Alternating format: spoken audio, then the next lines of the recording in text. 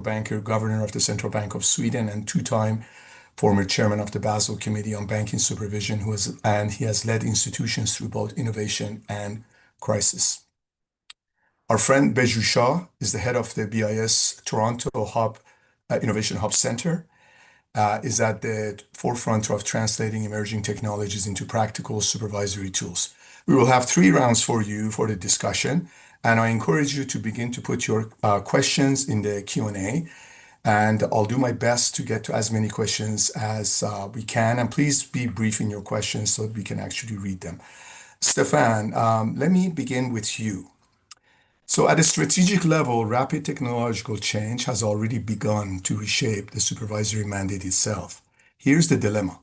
Supervisors are often told they must innovate faster to be on top of important trends and emerging risks, but they're also told to remain conservative and not take their eyes off the ball.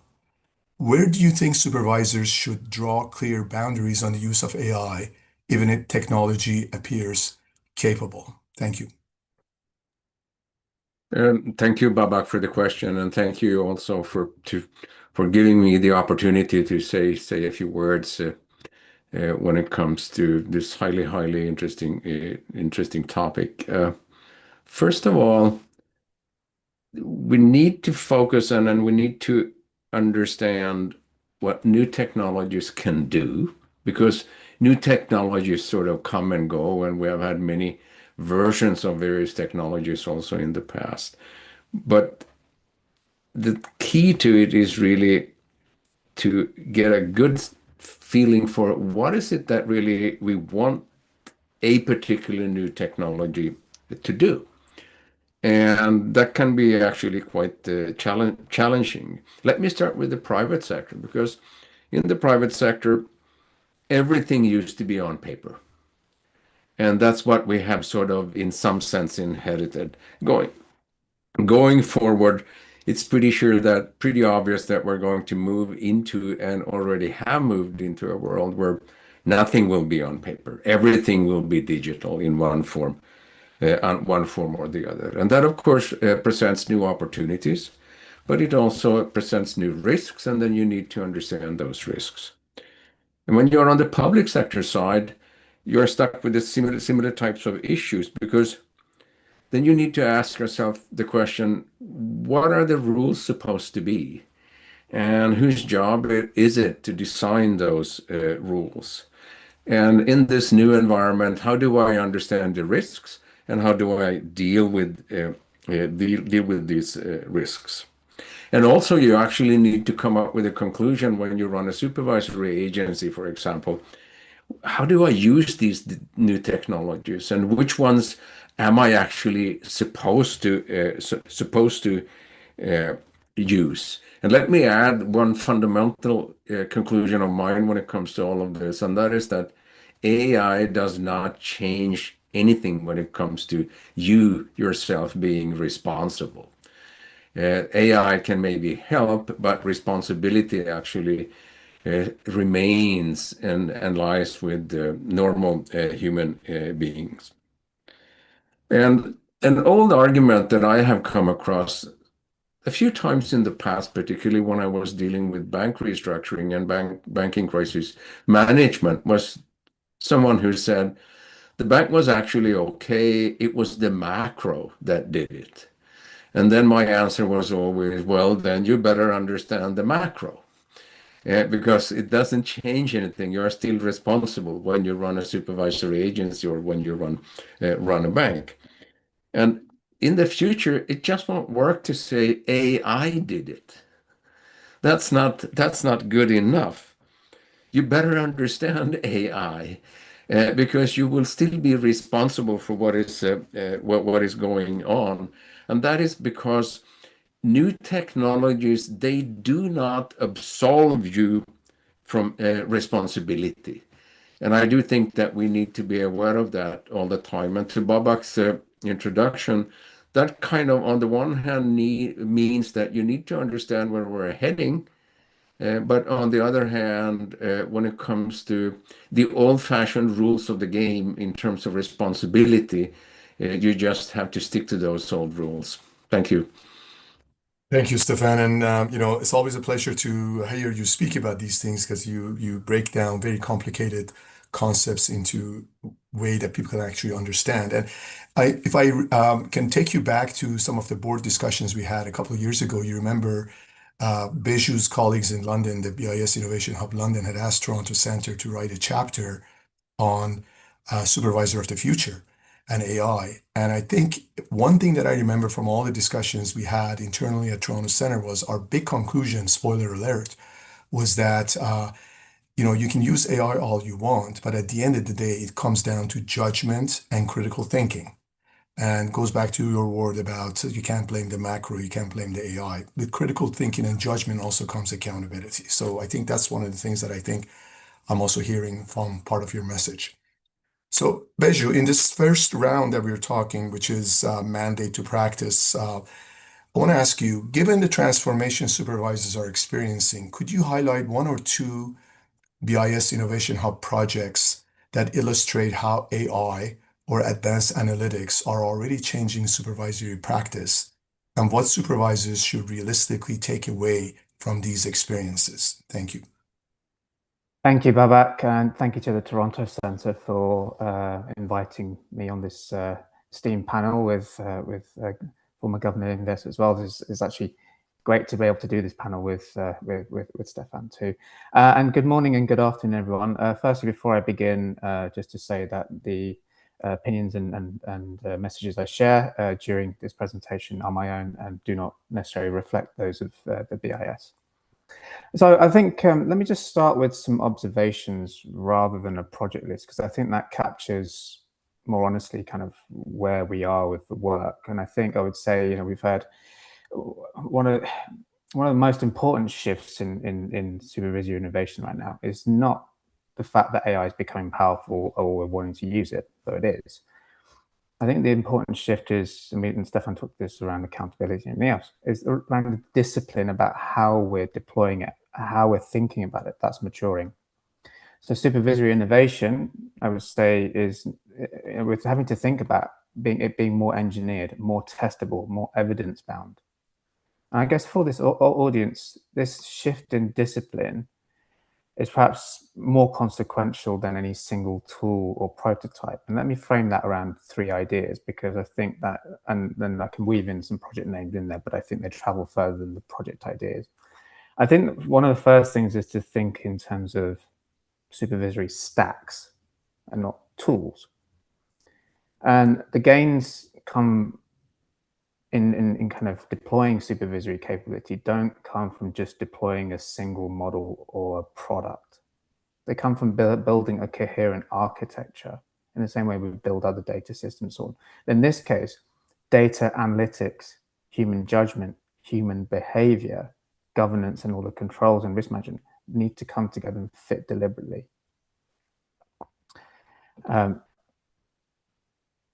Projects that we've done in the past, such as like Ellipse and Aurora, matter not for what they produce, but again, as an example of the architectural thinking behind them. So for example, Ellipse showed that integrating structured and unstructured supervisory data could improve early warning capability, whereas Aurora, for example, came up with a design pattern that showed how network analytics and privacy-enhancing technologies and also graph neural networks can surface patterns that no single institution can see alone. So the point is not only what these projects produce, but it's the architectural thinking and principles behind them. So they show what becomes possible when you think about the design of a system properly from the ground up, rather than just layering AI onto kind of a fragmented data environment, hoping that coherence will emerge. Data will always remain fragmented, but these new technologies allow you to put a common layer around it and look at these things in a more holistic way, but we also have to design our thinking in a very holistic way. Second, I think one thing is that the sequence matters. It always begins with solid foundations, and ultimately that begins with data and with AI systems, garbage in, garbage out, right? If you're not building off of good foundations, you're already lost. AI is not going to magically solve all of this for you. And I think, where there is real progress being made, the first investment was not necessarily in algorithms. It was in the boring, unglamorous foundations, machine readable reporting, common data models, data quality governance, risk controls, that sort of thing. And that only becomes more acute when you add on AI related aspects around that. They actually become really important because you are giving the models the map. I mean, it's like dealing with a child. It needs rules. It needs to understand that that's a door. You open it. You don't put your hand in the fire, right? That sort of thing. That work does feel slow, but without it, that analytical layer, that kind of thing that you're putting a lot of intelligence around and hoping it's cannot generate sustained value and will create data risks and everything over time. I think supervisors who underestimate the data problem and overestimate the AI solution tend to end up with quite impressive prototypes. But, then the rubber hits the road with operational reality. I think third on this point is to be deliberate about, what you're already doing well, what is deterministic, and then what can appropriate be probabilistic. Validation checks, concentration indicators, network pattern detection, and so on. These should be deterministic with clear provenance and full auditability. And that's not a limitation. That will be a design choice because that preserves things like explainability and accountability through tried and tested means. And we do that by construction. Where, if you're bringing in probabilistic AI, which Jenny and it can be, for example, as a bounded interpretation layer on top of that deterministic foundation. So this is just some thinking, and that could help, for example, supervisors synthesize evidence, not generating primary things independently. And this is some of the thinking that's kind of emerged from some of the projects that we have underway. So the value is not the prototype or look how fast you can do something. It's actually the discipline that goes around it, comparing approaches, understanding trade-offs, and understanding where AI assistance and synthesis can add value and where it does not, and actually what risks is it introducing and other behavioral things too.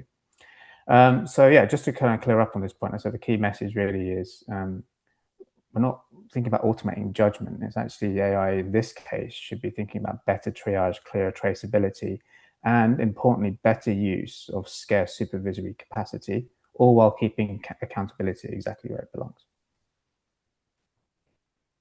Thank you very much, Biju. I think it's really interesting because both you and Stefan, I think the key point that you're talking about is agency, right? The fact that, and I heard the word deliberate from you a few times. You kind of know where you're going, right?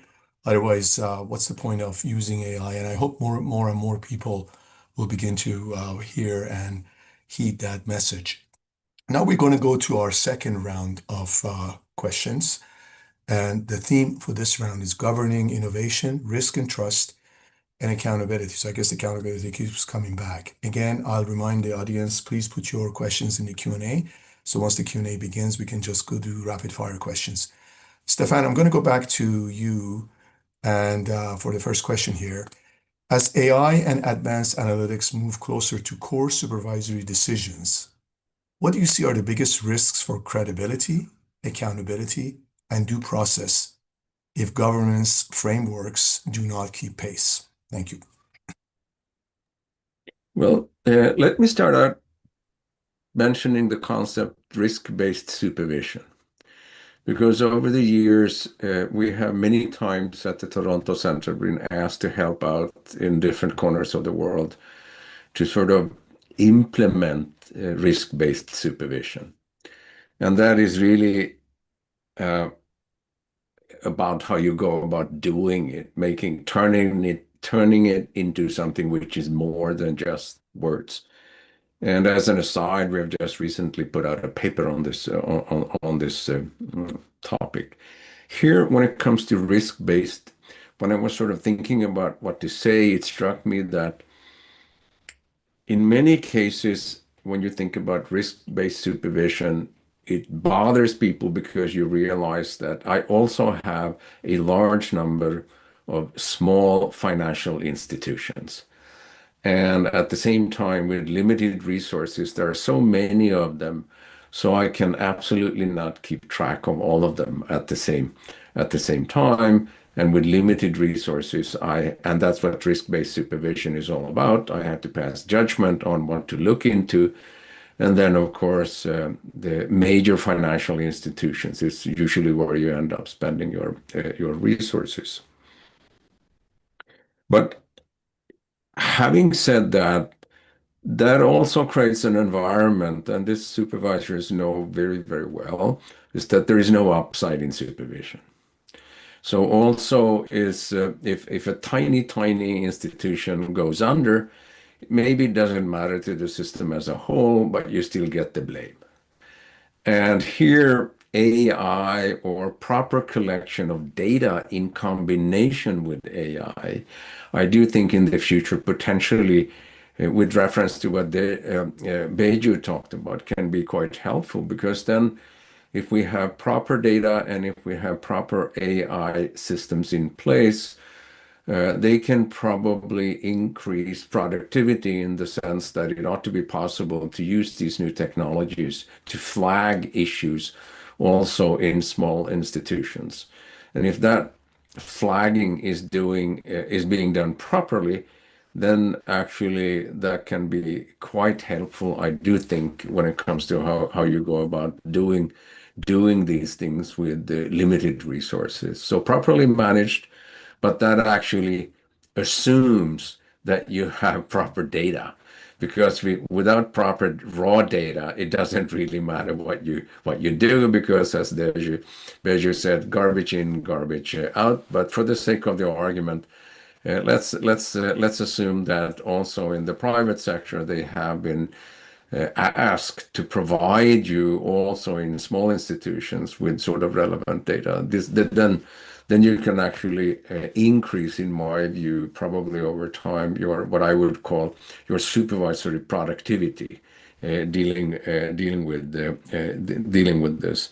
But that doesn't mean, of course, that AI sort of takes care of your decisions. Eventually, at the end of the day, you have to decide for yourself. And that means that it takes us full circle back to traditional issues like supervisory independence, legal protection,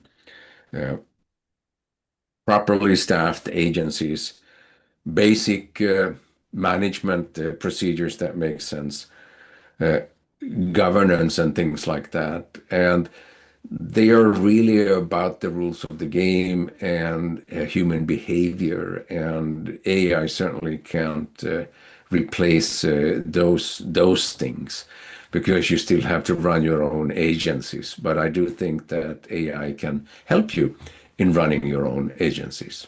Thank you. You're saying just to figure out their right, division of labor. Don't outsource judgment. Essentially, that's what you're saying. And RBS, risk-based supervision, as you said, is a very big part of our product offering. And that's always a tough issue, because people want a template when in fact it's not about a template, it's about that judgment. Thanks for that. Let me turn back again to our friend Beju in the same round. So, Beju, drawing on Innovation Hub's experience, how are central banks and supervisors grappling with issues like explainability, model risk, and accountability in practice? And do you see enough international collaboration? So it's one thing for me and Stefan and others to say, you got to pay attention to this, but what do you see practically happening? Thank you. I mean, yeah, it's exactly that. I mean, those three areas, explainability, model risk, accountability, they go generally really to the center of the agenda, and that's what's on everyone's mind, really. So it's not a complete technical challenge as such. It's also a governance challenge.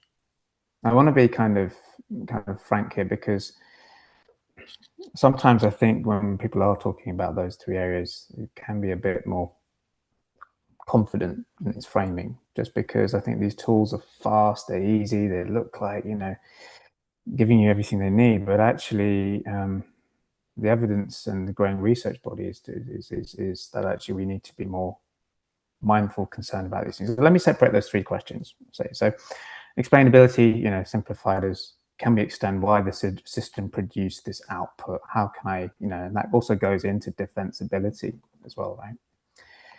Model risk, so does it behave reliably under real world conditions, including drift and edge cases? And accountability, when an AI-assisted process informs a consequential outcome, who owns it, who can defend it, and so on. And so I say it's a governance thing. Those three areas require different institutional responses. So you can't treat them, we can't treat them as one question, because, you know, they're quite different, and, you know, addressing one only addresses them partially. So we need to think about this. So I think on explainability, I think one of the most practical answers, as I said before, is architectural, particularly in our environments. So, for example, where you can, you know, you can think about applying probabilistic AI as a bounded layer on top of deterministic traceable analytics.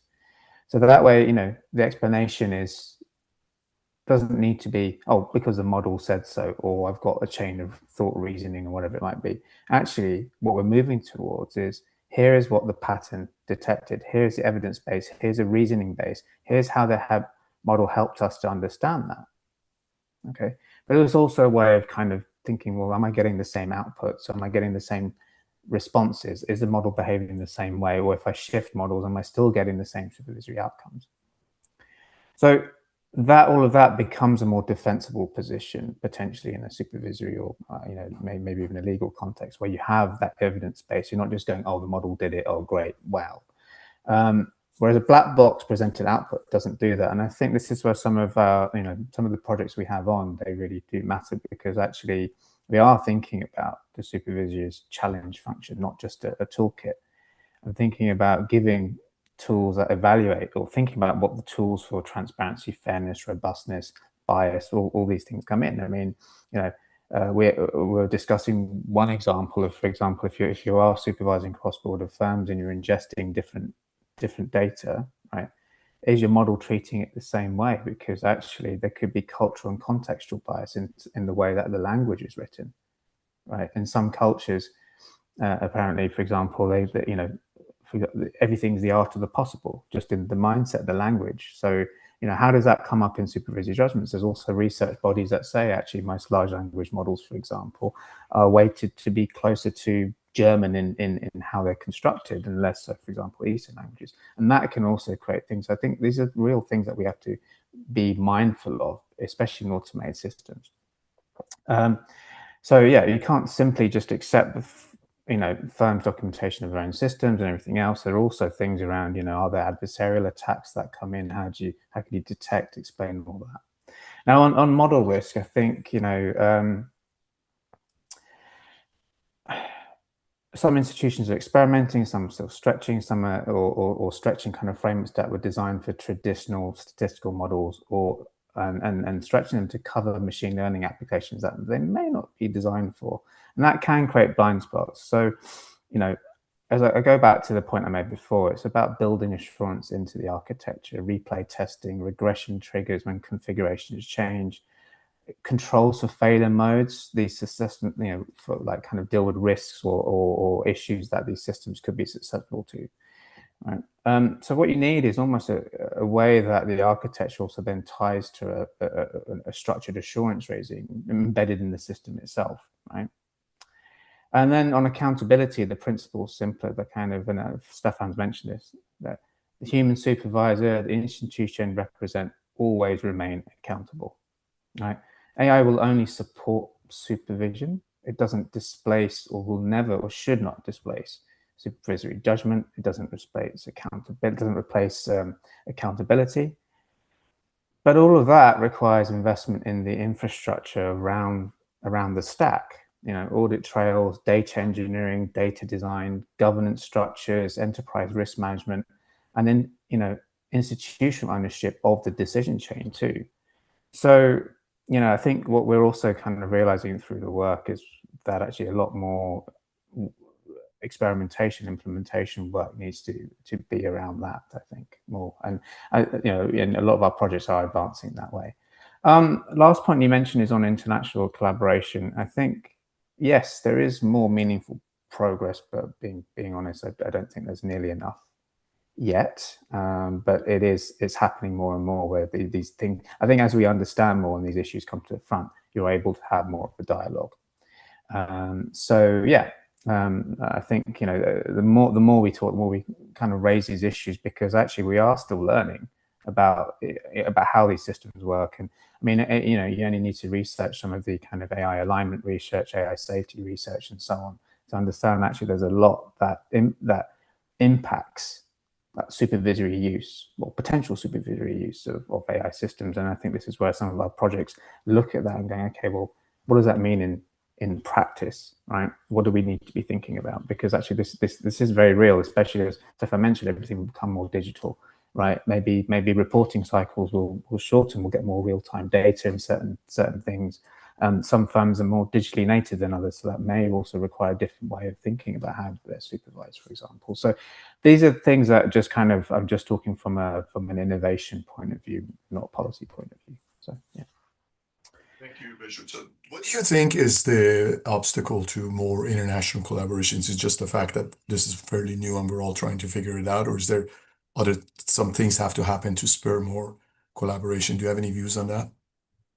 I think it's similar to what I said. I think the more we learn, the more we understand where the risks and issues are, and then where we need to come together. And that's no different to any other kind of technologies that have come to play in the past. It's the more we learn, the more better questions we ask. We understand actually this is more pressing now. You know, you only have to look at cybersecurity to all the things that are happening in cyber resilience now, right? So just if you look at that as a bit of a journey, you know, there's some learnings and parallels in there, I think. The third and final round of our structured questions, and after that we go to your Q&As. So this round is about building supervisor of the future. So I refer to the paper that we wrote. Stefan, let me begin with you again. Looking ahead, what institutional changes should supervisors prioritize first to ensure that innovation strengthens financial stability rather than undermines it? Always a good thing. And which elements should be treated as a global public good? Thank you. Well, first of all, and a bit in addition to what Beju just talked about, and from a different field, I have been involved in monetary policy for almost 30 years. And when you hold a press conference, and if you were to start out saying, the model told me to increase the policy rate, then your arguments are kind of dead on arrival. And this is here we have a similar issue when it comes to supervisory issues, that it is really about understanding how the tools that you use can help you. But it is not about relying 100% on the tools and nothing else, because most people don't trust machines in that fashion. And both on the supervisory side and on the monetary policy side, in most cases, you have some kind of an executive board or something like that with many different individuals. And you just have boards with many different individuals because it's up to them to collectively come to a conclusion. And for them to say that we rely on one single model and nothing else, that's not really credible. That's not how the real world works. And that's why it's so important how to combine human judgment and different experiences from different walks of life with what the models can do in order to help you. But now, what to do and when to do things and how to do them. The hard part is really in this field to try to be what I call a public sector entrepreneur. And that sounds like an oxymoron because many, you find probably more entrepreneurs in the private sector than in the public sector, but you still have to be a public sector entrepreneur. And that means that you have to pass judgment and decide on how to use these new tools that are available and how to put them to good use. And as part of that process, it really makes sense also from time to time to quite intensively actually talk to the private sector and to understand how they use or potentially use these new tools available to them. But at the same time, I do think that there are some old truths that don't go away, and let me mention a few of them, and they're not at all model specific. First of all, markets function the worst when you need them the most. And the models will rarely tell you that that is the case. And if you're a supervisor, part of your job is always to go and try to find where leverage has gone. Usually leverage is hidden somewhere, but just go and chase it. And here, of course, technology can change, but given that this is a moving matter and things change over time, if your models have been calibrated on yesterday, then they don't always give good advice when it comes to the future. But having said that, when it comes to money or monies or assets, liabilities, the financial sector, this is really about what we have in our heads. And most of the things have been tried in the past, also when everything was paper-based.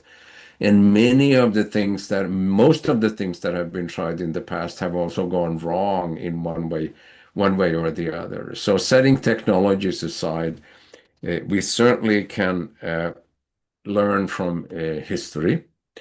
And at the same time, and this is where it gets complicated to combine human judgment with what the models can do in order to help you. And that is that if you run into something which seems to be too good to be true, that's probably the case. And the only issue is when the whole thing is going to blow up. And again, we're sort of full circle back to passing judgment. But you can pass judgment by the help of the models, but never trust them 100%. Maybe you mentioned that, but I just wanted to draw it out a little bit more. Which elements should be treated as public goods, do you think, in this conversation? I do think it's actually quite important that we're transparent when it comes to these things. So I do think it's very, very important that we are willing and able to, if we start using new types of models, to put it all out there so that others can take a look and also others can pass judgment. Because it's a very difficult spot and not a good spot to be in at all if you do not fully understand what you base your decisions on, and you are supported by technology which essentially is a black box, and you cannot understand that black box. And if you are open and transparent and honest about what you try to achieve, then hopefully others will take a look at as well, and that will actually create a lot more comfort in the system compared to others criticizing you, and you end up defending your black box without fully understanding what your black box actually is doing. So be as open as possible, and that certainly is a very, very, in my view, a very important public good element of it. But having said that, when you do that, you are bound to get criticized. And central bankers and supervisors are human beings, and sometimes they find it incredibly unpleasant to get criticized, but that kind of goes with the territory. So basically, have a very tough skin, and transparency. Another way of looking at that is the expression, the sunshine is the best disinfectant. Okay, let's go back to Beju for the final question in the structured round, and then we're going to open it up.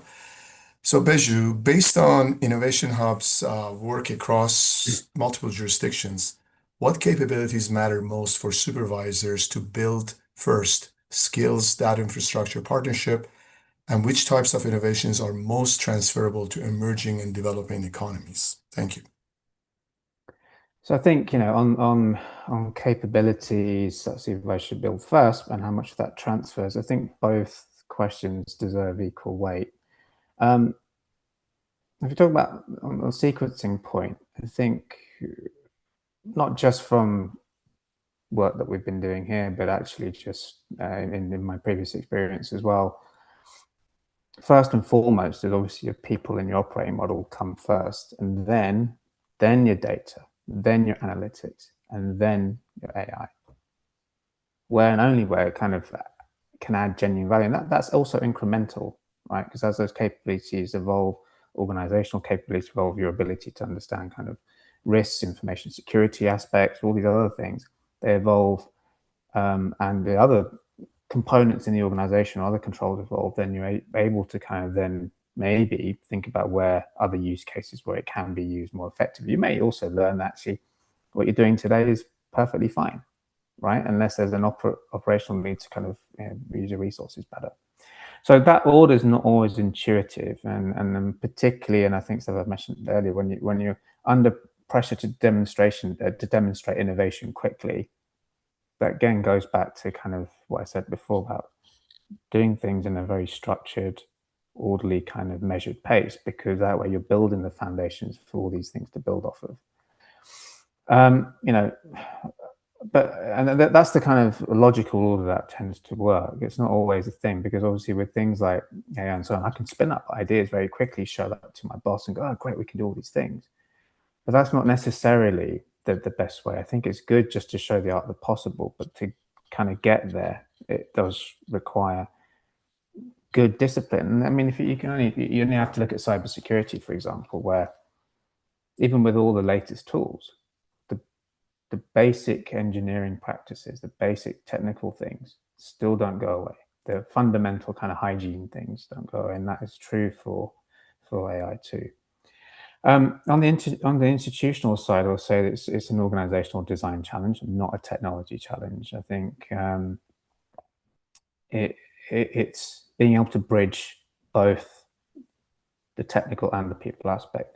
So you need, as I said, the types of skills that will need now, for example, enough fluency to be able to, if you're a supervisor, to actually work technically, but also in a non-technical way. So to ask the right questions, to critically think, to procure, to help think about what you're procuring, and then also think about the outputs that need to be challenged and not just accepting what the model's giving you.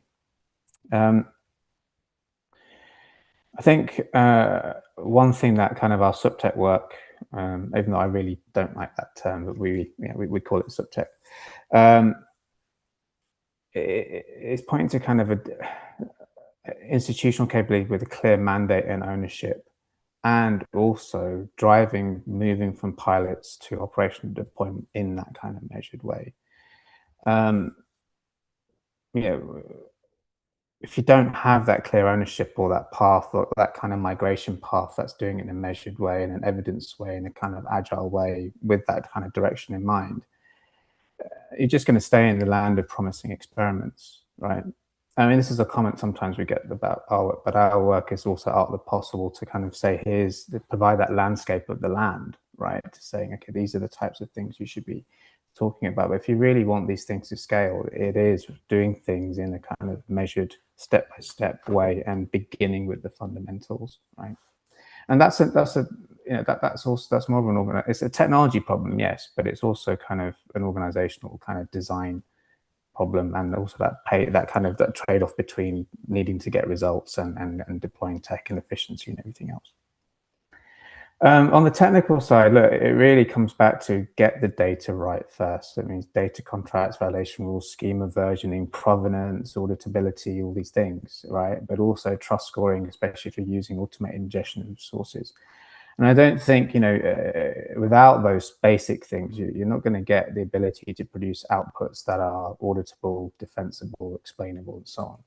And so that foundation is really core to kind of give your kind of base deterministic layer real supervisory value, with those validation checks, concentration indicators, trend detection, and so on, but also accompanied by structured evidence packs.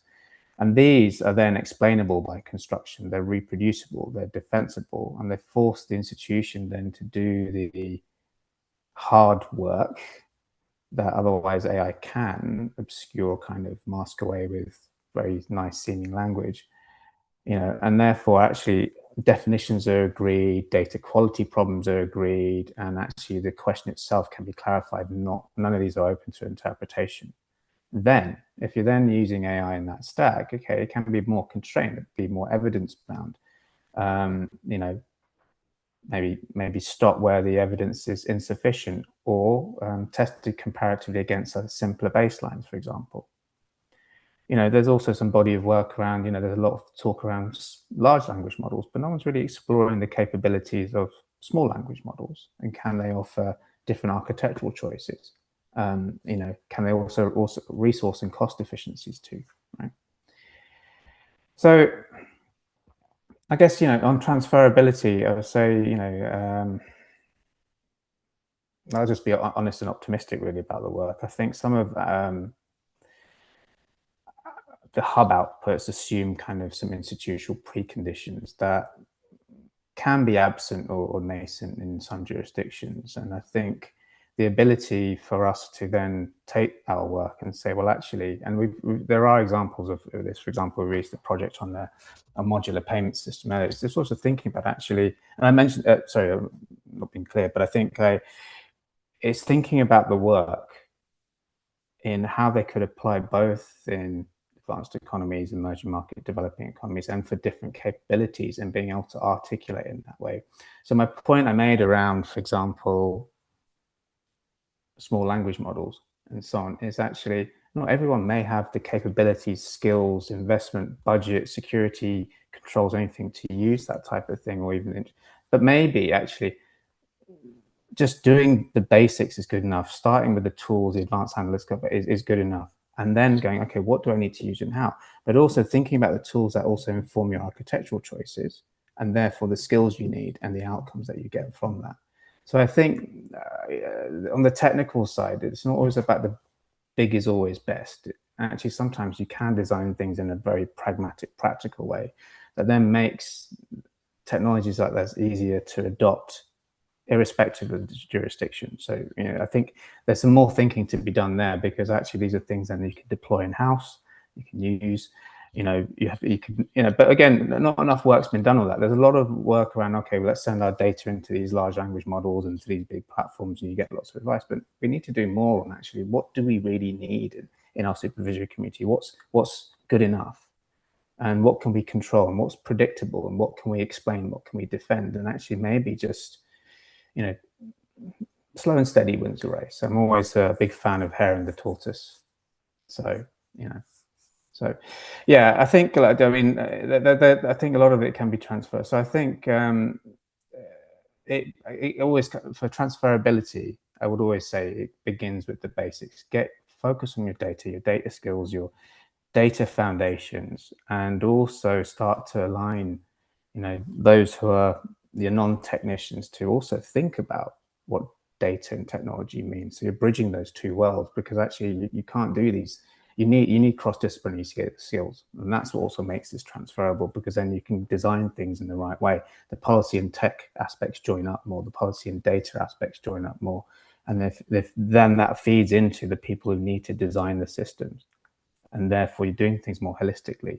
That also means that actually when you've got, for example, mandates that go across jurisdictions, a simple example of the use of the LEI, right? You don't want it to do on a piece by piece. I'm just use that as an example, but that should be embedded across all, like it could be embedded across different data sets that actually link all these things together, and then make it easier then to kind of analyze these complex sets. But that type of thinking is needed. And I think then, having policymakers and others who understand kind of that data relationship also makes that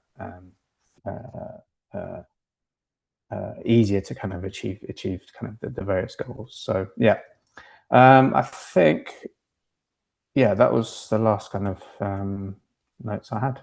So yeah. Baba, I think you're on mute. Yeah. My apologies, I was on mute. I was just going to say, Bejo, thank you very much for that detailed elaboration. So now we're going to move to the round of Q&A from our audience, and I will ask our panelists to provide brief answers so we can get through as many of these as possible. So, Stefan, let me begin with you. Yasmin is asking, should AI help supervisors better be able to better fulfill multiple mandates at once? She gives a specific example, but I think other examples can probably be used as well. Increasingly, gender equality in financial inclusion is becoming a mandate or is arising as a potential indicator that can inform other mandates, so runs across them. What is the role of AI here? What kind of guidance would you have for this? Thank you. I would basically repeat what Beju just said. Start small. You can buy all sorts of complicated things off shelf, but if you buy very complicated things off shelf and they come from elsewhere, with a fairly high likelihood, it's going to be very difficult to use the stuff that you have bought. So at the end of the day, particularly if you have multiple objectives, AI isn't going to solve your problem. You're going to have to sit down in a conference room and decide how you weigh these various objectives against each other. And once you have passed that, then start with some simple system. But don't expect that technology can solve those nuances. You have to pass judgment on by yourself and your peers. That's good. And Yasmin, I would like to point out to you that Toronto Centre a couple of years ago did a pretty detailed toolkit on gender-aware supervision, where we didn't just talk about gender lens, we actually looked at sex disaggregated data. The funding for this was provided by an organization you may have heard of called the USAID. They're no longer around, but it was a very thorough study. I encourage you to take a look at that because we dealt with a lot of those issues at a very granular level. Thank you. Let's go to Beju for the next question. Justin is asking, can you throw light on the role of using AI in examination report writing? Is it a tool that you can recommend for this purpose? Thank you. I'm not going to recommend any tools as such, but I think this is no difference if you are able to use AI tools in your institution for examination report writing. I think there's a few things first, and my head immediately goes to, well, do you want to be putting that information out into an AI system that is it external? Are you hosting yourself? Let's assume you're hosting it in-house, right? It's not going to give you the final answer. So it's a sparring partner. So it might shave 2 or 3 hours off of your work, but you still need to check it. You still need to understand, is it giving you the right details? Has it captured the nuance? Has it got the right context? And that, to the last question, again, multiple mandates, again, that right now, I don't think we're there. Context matters, really does matter to an AI model.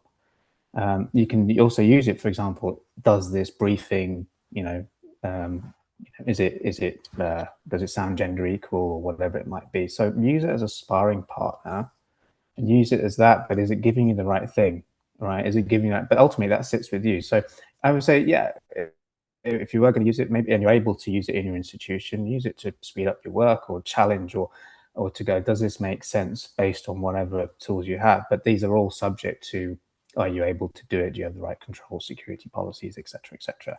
But yeah, I mean, no one tool, but some tools vary between, they do vary in capability, and it's all down to the model that you've been allowed to use in-house. So some organizations, for example, they're okay using still GPT 3.5, but that's a far cry from where the models are today, for example. So, yeah. Thank you, Benjamin. So, Justin, this is a challenge we're all facing, right? Any one of us has tried to write a report and try to take advantage of AI to get a bit of an edge on time. You realize that it just is not one of those things that spits out a report perfectly. Like, it really depends on the prompts you give it, how much you engage it. The longer you engage it, the better. So I'm with Beju on this. It's not something one can recommend or not recommend. It's how you use it. And by all means, experiment with that. And I think we all need to do that. Good question. Thank you. Stefan, Jean is asking, how do you see competition amongst jurisdictions and regulators impacting collaboration in innovation? Interesting question.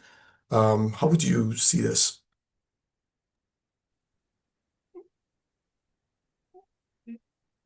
It depends on which jurisdictions you're talking about, but wearing my old chairman of the Basel Committee hat and reminding myself of the hundreds of pages of technical stuff that the Basel Committee has put out. In many cases, I would argue that also in quite advanced economies, you just don't have the resources to do that on your own. And it really pays to cooperate. And in addition to that, when we're talking about money or financial assets and liabilities, given that we don't have any transportation constraints anymore. So you can do something across the globe over the internet, and you can move the money around, if I simplify, by the push of a button. That clearly, in my view, creates a need for supervisors to cooperate at the global level. And it really pays to do that, because some of these things, as I said, are so technically difficult to deal with. So you actually it's enormously helpful to talk to peers compared to you sitting at home trying to reinvent the wheel. So the more we invent, the more we should talk to each other at the global level. That's my view. Good answer. I mean, because, we all need to hold hands and walk across a very busy Hanoi street, I guess. Sorry. Beju, as you can see, we have a lot of courageous participants here. So let me pose the question from our courageous anonymous. How do you manage model risk when models change frequently or learn over time? Thank you.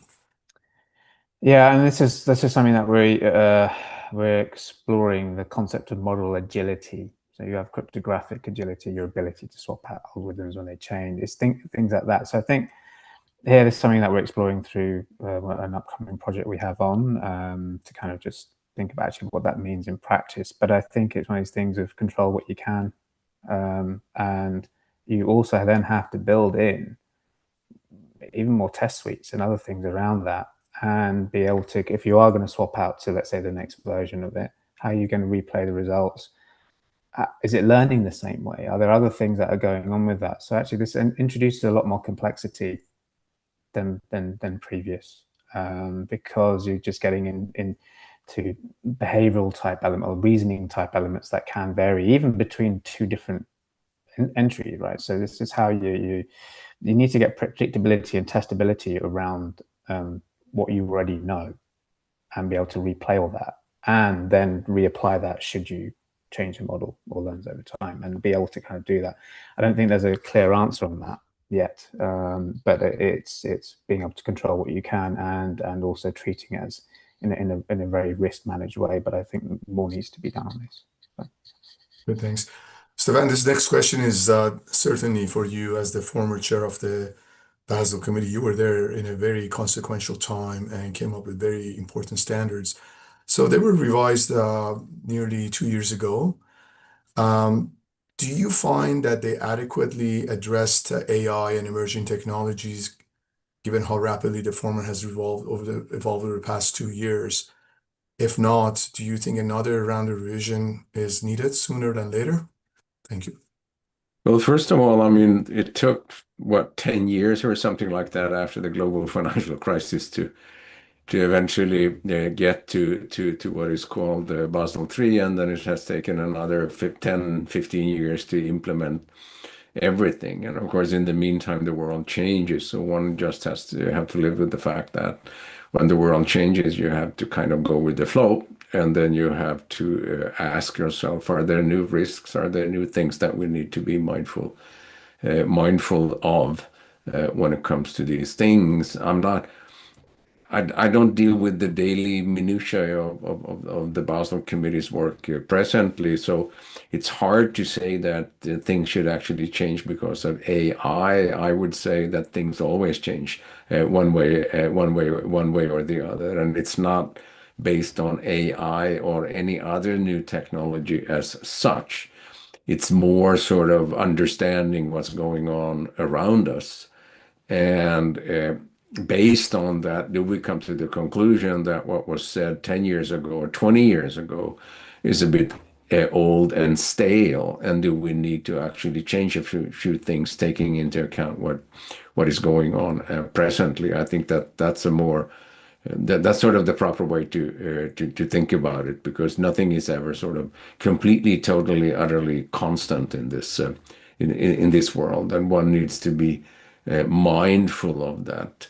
Let me add to that, without being too long-winding, since it also takes a long time to implement these things. Then if you change everything very rapidly, people wouldn't know what to implement, because there are too many moving parts. For giving your perspective on that. Let me move to Tashna's question, and this is for you, Beju. Could database management be replaced with AI automated tools, since final decisions are with managers, leading to a decline in these support staff? So I guess it's a human resources kind of question. Thank you. It's an interesting one.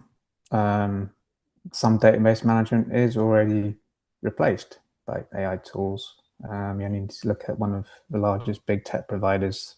Any infrastructure, these types of things are all programmable. That being said, we've all read about, for example, recent incidents where AI agents basically went and deleted their own things, or went, oh, I don't need that anymore, right? So I don't say replaced. I think there's an evolution in terms of how IT systems, all these processes are managed, and there are increased AI components and AI processes within there. And yeah, there is, and as a result, there are declines in support staff. But I don't think it will, not in the foreseeable future. I think there will have to be some, and like with all these things, there has to be some human oversight I guess it also varies by the institution too, right? Or the firm. So I'm quite happy they'll run their whole thing based on that stack and quite credibly do it. But for some institutions, that's not going to be the right thing to do. So okay, great. So our panelists, we have a specific challenge. We have one question that I really want to get to from Oscar, and we're almost running against the time. So I'm going to ask Stefan, I'm going to generalize the question because there's some very specific things there. Do you think that scalability of data might be a problem in the near future, Stefan, in the context of AI, or actually AI allows you to scale it? No, I actually do think that over time you can scale things, and I mean, also given what's going on in the industry when it comes to the number of server centers that are being built, I think it's inevitable that over time things will be scaled in one form or the other. But what is scalable in the short run and what is not scalable, then you pretty much have to be an IT engineer to be able to answer that question. But I'm convinced that it certainly is going to happen. My apologies to Subin John and Rosina Knight. We just have to take your questions and deal with them as part of our courses and programs. Everything here is much appreciated. I'm going to bring this webinar to a close, first by thanking our excellent panelists. You provided very good and consistent insights. And essentially what I gather from all of this is, don't rely on AI. Let AI be your tool. Accountability and responsibility ultimately is yours. Nothing changes that.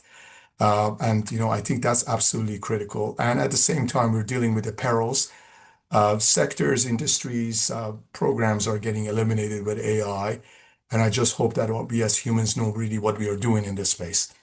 I want to thank our chief sponsors, Global Affairs Canada, the Swedish International Development Cooperation Agency, SIDA, and the IMF, and other international valued supporters of Toronto Centre. Really appreciate all the good questions and the audience that participated.